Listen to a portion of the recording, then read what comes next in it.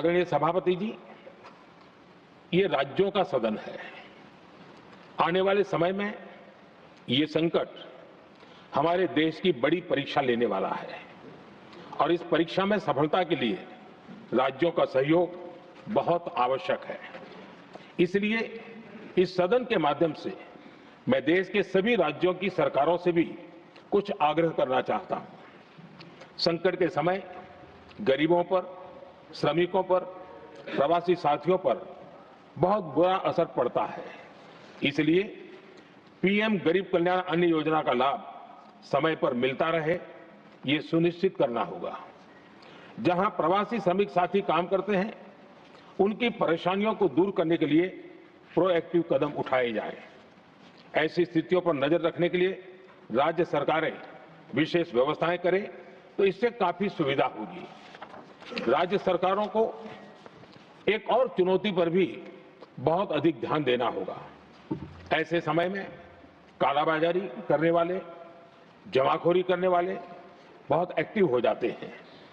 जहां से भी ऐसी शिकायतें आती हैं, वहां त्वरित कार्रवाई होनी चाहिए। जरूरी चीजों की सप्लाई निर्बाध चलती रहे, ये सुनिश्चित करना हर राज्य की प्राथमिकता होनी चाहिए। आदरणीय सभापति जी, मैं सभी राज्य सरकारों से एक अनुरोध और करना चाहता हूं। संकट चाहे कितना भी बड़ा हो, भारत की तेज ग्रोथ बनाए रखना हम सभी का दायित्व है। हमें इसके लिए हर जरूरी कदम, हर जरूरी रिफॉर्म्स तेजी से करते रहने होंगे। ये राज्य सरकारों के पास बहुत बड़ा अवसर भी है। ये टीम इंडिया की भी बहुत बड़ी परीक्षा है। कोरोना के महासंकट में केंद्र और राज्यों ने टीम इंडिया बनकर कोविड मैनेजमेंट का एक बेहतरीन मॉडल सामने रखा था।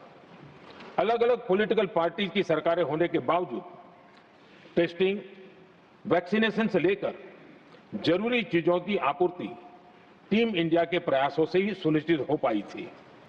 हमें उसी भावना के साथ आगे भी काम करना है।